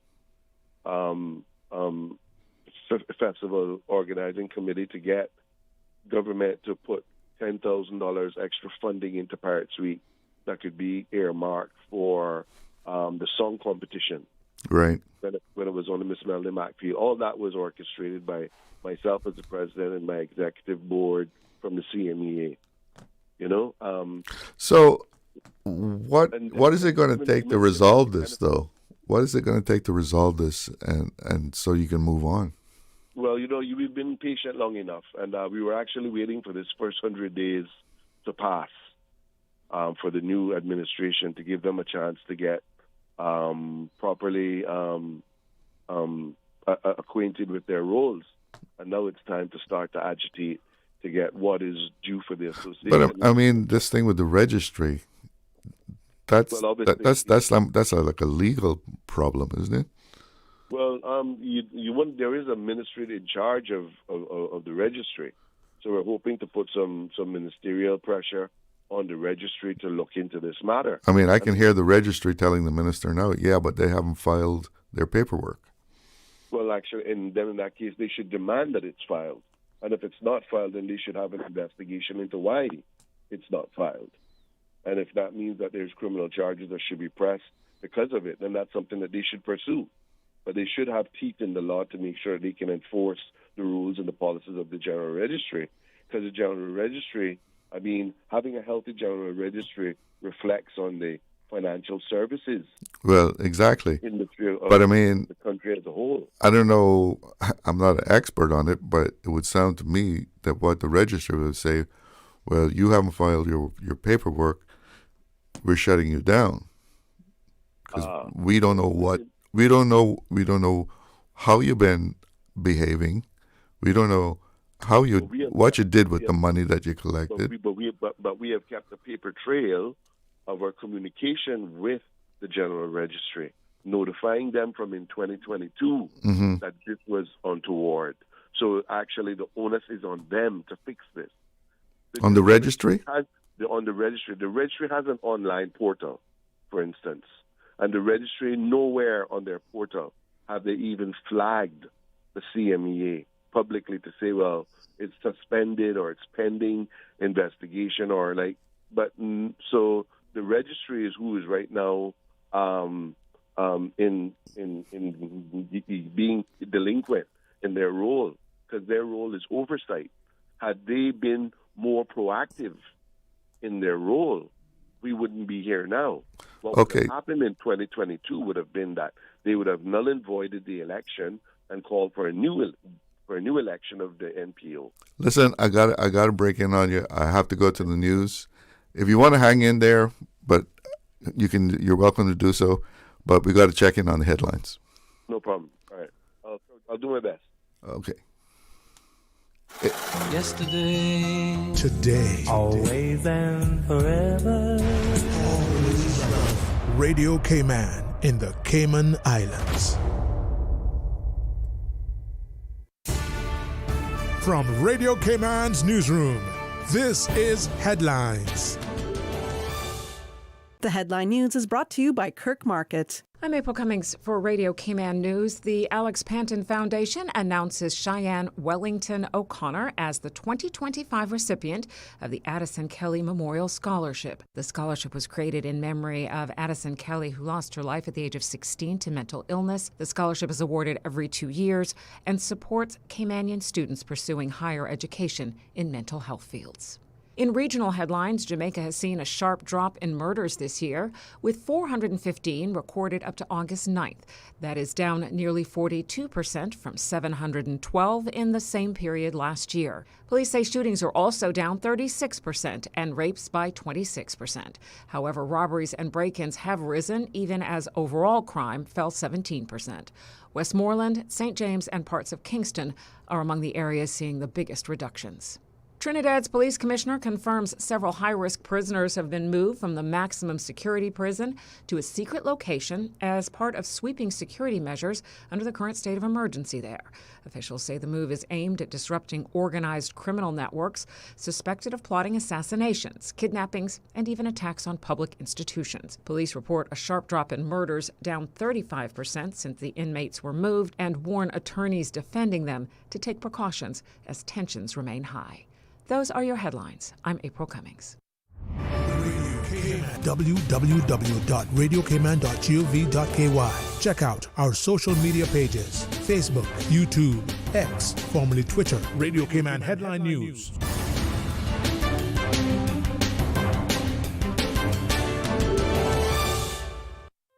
Looking for fresh, healthy food that's full of flavor?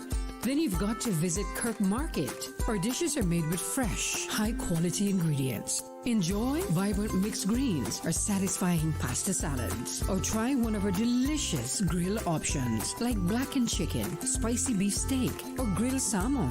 Looking for something light and flavorful? We've got sushi rolls and poke bowls prepared daily.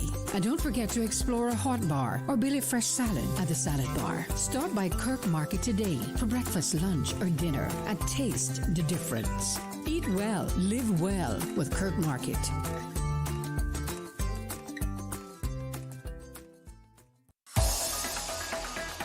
Radio Cayman's Talk Today.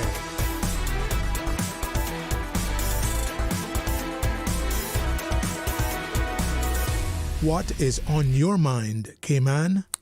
Welcome back, and a little weather check here. It's 89 degrees at Owen Roberts International. Feels like 102.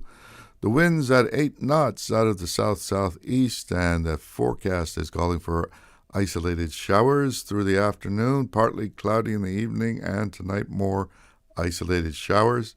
And out in the Atlantic, we have tropical storm Erin moving west at 20 knots and forecast to become a major hurricane on Saturday. It will actually turn into a hurricane from Thursday morning, according to the forecast, but a major hurricane, meaning it's over 110 mile-an-hour winds by Saturday, and it is forecast to take a northwesterly turn and keep away from the Caribbean, which is good for us. And on the phone, I think we still have Notch hanging in there. I'm still there, bro. He's still there. So what do you have to say to your members about this? What are they supposed to do? The members have been divided, unfortunately, under different lines, and it's just terrible because one of the main purposes of the association is to unite and to organize the music and entertainment association community. And I just ask for all of them to please come on board with the 2024 exec, who is looking for answers from the 2022 exec about what happened in 2022 and 2023 with their finances and their association. Once we get there, then we can plan a new AGM and take the association into the future. In the interim, what the executive is now trying to do, and that is the 2024 executive of which I'm the president, we are trying to liaise with the relevant government authorities to make sure that a lot of the things that were previously implemented, that it took years of relationship building to establish, that with the immigration department, that all those reciprocal relationships are once again reinstated, and that this administration can trust what was done in the past as being in the benefit of the growth of the Music and Entertainment Association community, because obviously that is something that has been overlooked. The only way that we see to do that is to obviously have local musicians at the top of the pecking order. This is Cayman. Cayman is supposed to be for Caymanians. That doesn't mean that there aren't work opportunities for foreign musicians here, but those musicians have to be at the back of that line, not at the front of that line. And because of social media and other things, it seems that and networking, it seems like these people are given all of the work opportunity, or the first dibs at the work opportunities, and definitely the more profitable work opportunities. And that's something that we want to change, not just for the local musician of today, but to inspire and to possibly motivate the young Cayman musicians of tomorrow, that there is a career that you can have in the Cayman Islands as an artist, because the association has gone to great lengths to make sure that you will be treated not only with fairness but with respect. That is something that musicians continue to fight in many jurisdictions around the world. But I'm happy to say that in the UK, that is something that the musicians of the United Kingdom, they have conquered, something that they have accomplished for themselves. You know, they have a set system in place where royalties are concerned. All those are other things that the association was working on. We had a website that we were trying to establish where musicians would be able to be booked directly by the customer and not by a third party in the Cayman Islands, who would then basically subcontract the musician at a lower rate so that we don't get paid what we are due, but what someone thinks that they should pay us. And it's just all those things now need to get back on track under this current Minister of Culture, and we're just hoping that we will have his full cooperation and that he will share in the vision that the association has held for the past 20 years, which is to move forward in that direction. Now, let me go back to something you said there, that foreign musicians must be at the back of the line, not at the top. Yeah. When we see like these concerts that are held down Cayman Bay on the green there and stuff like that, mm-hmm. there's been a few big names that have come in. Major names. Right. You're saying that they should not be the headliners? They should not be the stars of the show? Or No, not at all. You should, as you're aware, I'm a promoter myself. I've been promoting for 30 years now under Youngblood Productions. Some of the biggest shows Cayman has ever had. My Youngblood Productions has been part of that. And that's one of the reasons why you bring a headliner, is to draw an audience. Well, that's what I've been saying. I don't know how long you've been listening on the show, but today. But that's what I'm saying. This is show business. It is. And in fairness, in every jurisdiction, show business is conducted with respect and consideration for the local artist. But the star is the star, right? The star is a star. But I'll give you a good example of how things could be done better in Cayman. I'm not saying that we're not on our way there. I'm saying that we've been beating this up for so long that we should have it figured out by now. For instance, you have a festival. I won't call the name of any particular festival, but you have a music festival and you have 4 headliners, mm-hmm. right? 4 top artists. Of all of them, one is the real headliner. That's the person who's going to close your show. Right. Right? That's the biggest name of them all. That's who everybody really came to see. That's who everybody really came to see. So that's the person you want to be last, because that's you want to have the maximum audience for them when they're there. But if you have 3 other support acts that are international acts, you really do yourself a disservice as a promoter by putting all 4 international acts together at the end of the show.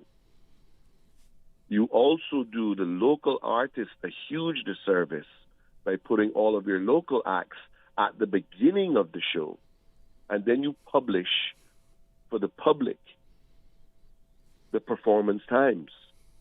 Because chances are most of the public aren't going to want to come in the middle of the hot Sunday to listen to a local act that they could listen to more comfortably at a bar somewhere on an evening sunset. But if you staggered your international acts and you had one international act opening at, let's say your gates open at 12, and you had an international act starting at 1 p.m., and after that 1 p.m., you had a local act, and then you had another international act, and a local act, and another international act, and then a local act to really open for your headliner, then you expose those local artists. You really give them exposure to that local audience, that vast audience that the headliner would have, and you also give them the experience of performing on a stage with international acts. But if you push all your international acts up to the end of the show and do all your locals down at the beginning, you're really not doing yourself as the promoter a service either, because you don't start to really sell any of your concessions, your beverages, your food until the venue is packed. And you don't pack the venue from early in the day then, you pack the venue from half of the day, because that's only when you have your international acts. Yeah. So the point... I mean, I've actually heard people say, oh, we don't need to get there, early. Because, it's just the local acts known. First. It's known. It's so, and the association is there to ensure that the local acts don't only get put on the bill as to tick a box, but they do get the exposure that they're supposed to get. I put on Junior Gong, Youngblood Productions, the first concert ever at Cayman Bay. Spring Splash, when they broke down the VIP section and came in from the general admission. The very first concert ever put on at Cayman Bay. Now, I brought Junior Gong so that I could open for him, so I could have his audience listen to me and Jamich and our band. But at the same time, I created the opportunity for other local artists like Stuart Wilson, like Renwick Connolly, to come on the bill. Now, I wouldn't have put them down way down in the afternoon when no one was at the venue. I waited until the venue was packed for them to go on stage. Because why would I want to subject my local artists, my peers, my colleagues, to something less than what I am trying to create for myself? That is not the way to grow a music industry. If you look at Jamaica, for instance, next door, regardless of all the rivalry that people talk about with Gaza and Vibes Cartel and Movado and the Gully and Gaza and all this stuff, these guys are friends. It's like the politicians. Yeah. Yes, they go and have an election and they go against each other, but they're friends. And the rivalry is part of the show business. The rivalry is a part of the show business. Now everyone's benefiting from it, because the rising tide floats all ships. Now, Cartel can make $100,000 or $1 million for a show, and so can Movado, and so can Bounty Killer, and so can this other one and next one. That only means more foreign currency coming into Jamaica, more notoriety for Jamaica and Jamaica's culture, which is a dominant culture. And it also means that there's a problem in Cayman, because while we are not investing in our culture, we're investing in the culture of other Caribbean islands, even though it's a Caribbean culture. Cayman's part of that is not being highlighted. It's not being showcased. Right now, we're about to lose Pirates Week. You think Cayman can have a bigger Pirates Week than Jamaica's going to have down in Port Royal? Port Royal, that has a pirate history, we'll lose it, all because we failed to embrace that it was a fantasy festival that we would tie some of our heritage to. Yeah. And this is the problem that we have, is that we fail to communicate properly with each other, and we don't realize that it's not a competition. It's not a competition. There's just a mission.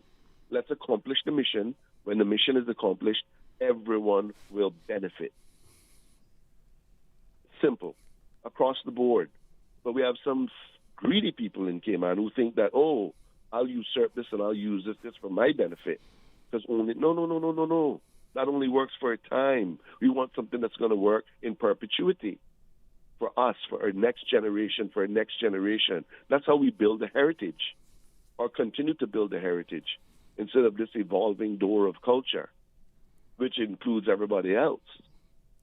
I met a lady the other day. I'll tell you a quick story, child. I met a lady the other day, and hats off to her. She comes from India. And she came and brought me a piece of a cassava cake. And I just said to her, I says, well, what's this? She says, cassava cake. And so I tasted it, and it wasn't what we would call cassava cake, but I had to take my hats off and say, at least this woman tried to assimilate. Yeah. Nobody tries to assimilate in Cayman anymore. People come to Cayman to dominate, to conquer, to rule. I had this conversation just today at Foster's, sitting down talking to a gentleman about, not to digress, but it all comes home to the same thing, that we can be our worst enemies if we don't work together. And the rule of law should be for everyone. So if there's something inappropriate that happened with the Music Association, it needs to come to light so we can move forward. We can't move forward until we do. Just off the top of your head, I mean, how many active bands do we have in Cayman? I know there's a lot of single acts, because I know that's the way you can get a job. Yeah, because they only pay in one person. But how many active bands do we have? You remember the days. You were on the radio when Juveniles came out, and I was 11 years old. I'll never forget it, child. Juveniles was my first interview on the breakfast session, right? Oh, my. And you were right there with your school uniform. Mystical lady, bro. Oh, yeah. No, but those days in Chalo, I'd have to tell you, I was shocked at how many musicians there were. I grew up in a musical household, so I thought that it was only my dad's band, Lonely's Combo, and MOJ, who were the most popular band, and obviously knew about Barefoot Man. And then when Juvenile started playing, I realized there were thanks and praises. There was Desperados. There was there's just so network band. We had at least 20 full CMX5. We had so many Caymanaires were still playing at the same time. We had so many local bands, and all the bands had a full complement of musicians. There weren't any little combos that were playing. Little combos couldn't get work. You had to have a full band. People wanted... Got full sound. Cayman Edition, Settlers. You had the full sound. You had a horn section. You had everything coming at you. Nowadays in Cayman, I think we're lucky if we can really count 10, which is digressing by almost 100%. So you got about 10 active bands, you think? About 10 active bands. And those 10 active bands don't get an equal proportion of the work in Cayman, because most of the work in Cayman is dealt out through third parties who have a network relationship with the employers. When you say third party, it's someone that's acting like an agency? Like an agency. So they're working along with someone in the hotel who tells them, okay, I need a band for this, and this is the budget. And you know what's interesting? From the days of Galleon Beach, the manager for the Juveniles was Miss Valerie Lowe. And she taught us so much about the music business and how things operated in Cayman. Because Juveniles would get booked for foreign parties coming in. And she would tell us, guys, look, we always charge 3 times what we charge a local vendor, because the hotel is also going to put more onto what you are charging. So if you're charging Racket Club those days, which is where the government admin building is now, $1,000 for a Juvenile performance. If we were at Holiday Inn or Galleon Beach and there was a private group there that wanted the band, we were charging them $3,000. And the hotel, in turn, for providing that service of entertainment, was charging them $6,000. So it was also a source of revenue for the hotel, and that's how it works. And it works like that all over the world. Nowhere different. We don't need to reinvent the wheel. All we need to do is just give musicians their fair due, and they can contribute as much to our society as they used to previously, and possibly even more in the future. Because now musicians are writing more, they're recording more, so they want to try and get out there on that international stage because they realize that's where the bread is really being buttered. That's where I can really work on legacy.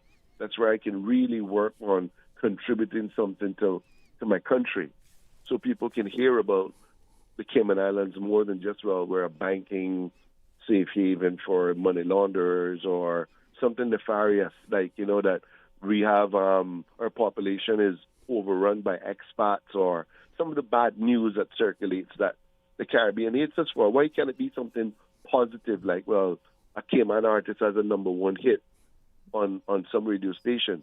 And I'm going to say this because this needs to be said, Charlo, and you know this. I've appealed.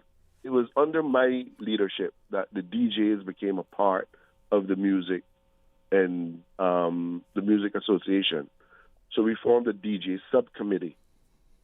And part of that was because musicians have to work in tandem, in cooperation with DJs, and vice versa. DJs make the artist, and the artist makes the music. That's how it works. In Jamaica now, you have DJs who are bringing in 5-figure, 6-figure salaries for DJ performances. But that's because they've gotten their notoriety from being the DJ who broke an artist onto the international scene.